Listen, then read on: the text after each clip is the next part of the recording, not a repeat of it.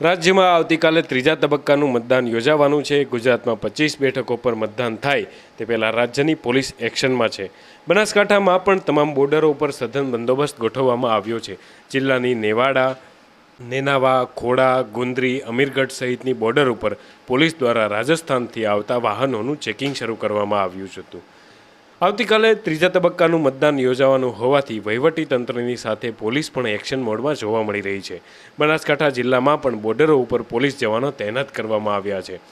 બનાસકાંઠાની અમીરગઢ, ગુંદરી, ખોડા, નેનાવા સહિતની બોર્ડર ઉપર વિડીયોગ્રાફી સાથે વાહનોનું ચેકિંગ હાથ ધરવામાં આવ્યું છે।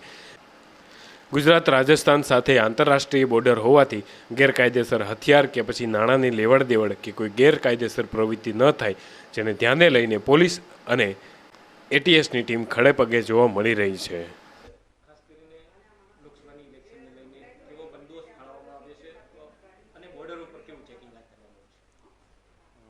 લોકસભા સામાન્ય ચૂંટણી 2024 અંતર્ગત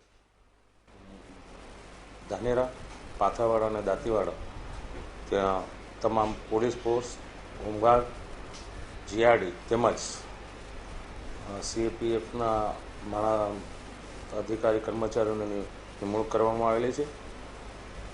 તમામ ચેકપોસ્ટો